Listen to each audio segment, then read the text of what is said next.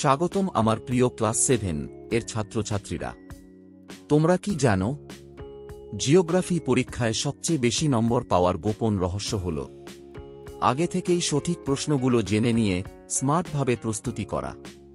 তাই আজকের ভিডিওতে তোমরা পাবে ক্লাস 7 জিওগ্রাফি সম্পূর্ণ সাজেশন, অধ্যায় ধরে ধরে সব গুরুত্বপূর্ণ প্রশ্ন যেগুলো প্রায় প্রতি বছরই পরীক্ষায় আসে।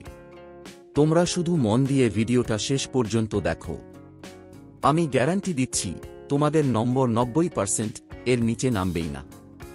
চলো তাহলে শুরু করি প্রথম অধ্যায়, পৃথিবীর পরিক্রমণ। অধ্যায় 1, পৃথিবীর পরিক্রমণ। চলো শুরু করি পৃথিবীর পরিক্রমণ অধ্যায়ের সবচেয়ে গুরুত্বপূর্ণ প্রশ্নগুলো দিয়ে। প্রশ্নের মান 2 বা 3। 1. মুক্তিবেগ কাকে বলে? 2. পৃথিবীর পরিক্রমণ গতি কাকে বলে?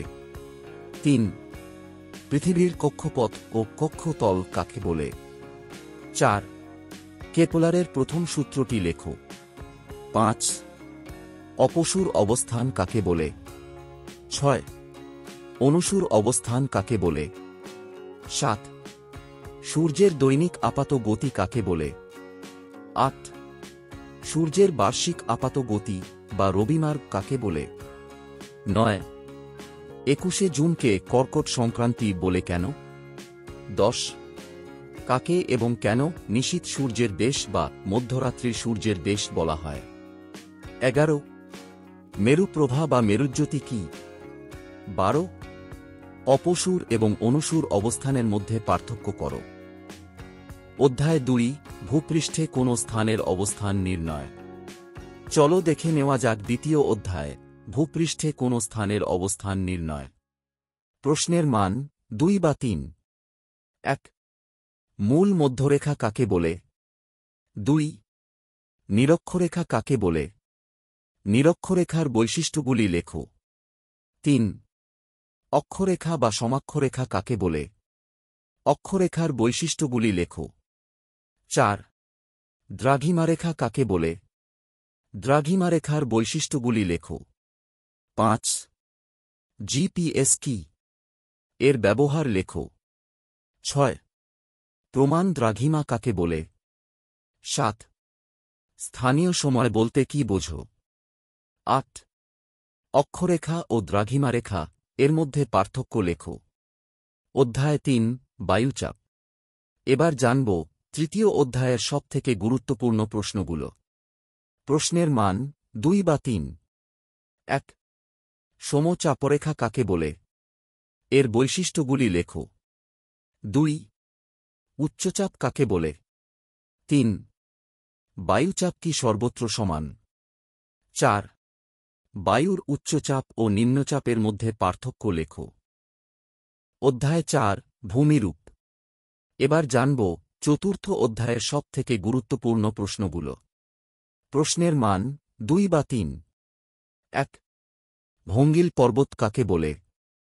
উদাহরণ ও বৈশিষ্ট্যসহ লেখো। 2. স্তূপ পর্বত কাকে বলে? উদাহরণ ও বৈশিষ্ট্যসহ লেখো।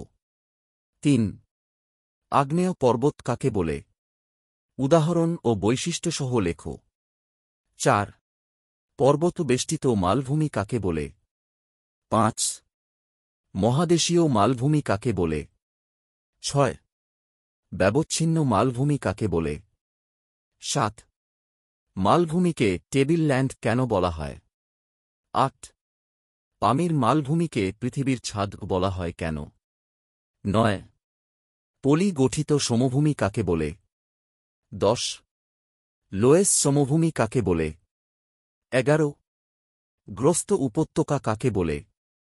12. পর্বত বেষ্টিত মালভূমি ও লাভা মালভূমির মধ্যে পার্থক্য লেখো। 13. স্তূপ পর্বত ও আগ্নেয় পর্বতের মধ্যে পার্থক্য লেখো। প্রশ্নের মান 5। 1. উদাহরণসহ মালভূমির শ্রেণীবিভাগ করো। 2. উদাহরণসহ বিভিন্ন প্রকার সমভূমির শ্রেণীবিভাগ করো। 3. মানব জীবনে মালভূমির প্রভাব লেখো। 4. মানব জীবনে সমভূমির প্রভাব আলোচনা করো। অধ্যায় 5 নদী।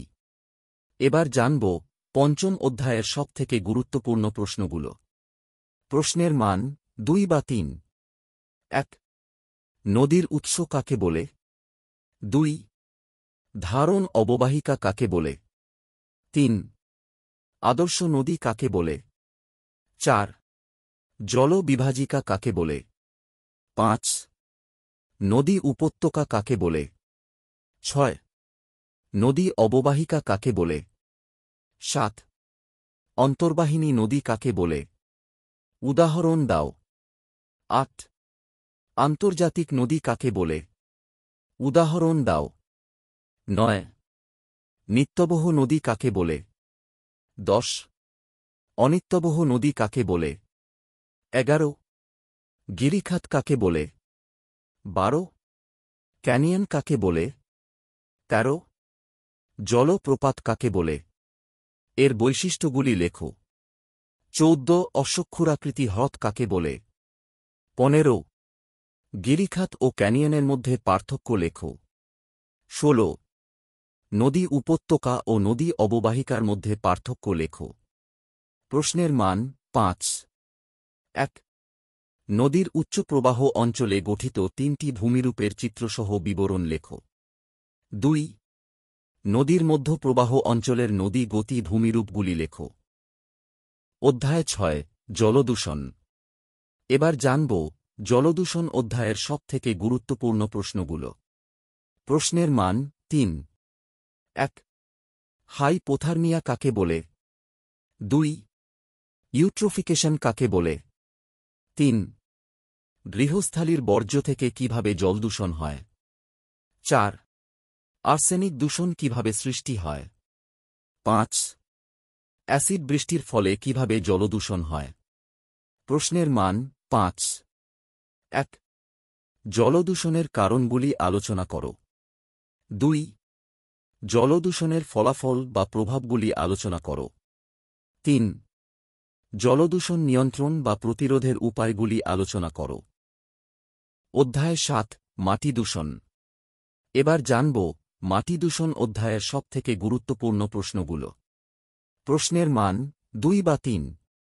1. নালিক্ষয় কাকে বলে? 2. তেজস্ক্রিয় দূষণ কাকে বলে? 3. মাটিকে কেন জীবের ধারক বলা হয়? প্রশ্নের মান 5। 1. মাটি দূষণের কারণ আলোচনা করো। 2. মাটি দূষণ নিয়ন্ত্রণ বা প্রতিরোধের উপায়গুলি লেখো। অধ্যায় 8 ইউরোপ মহাদেশ।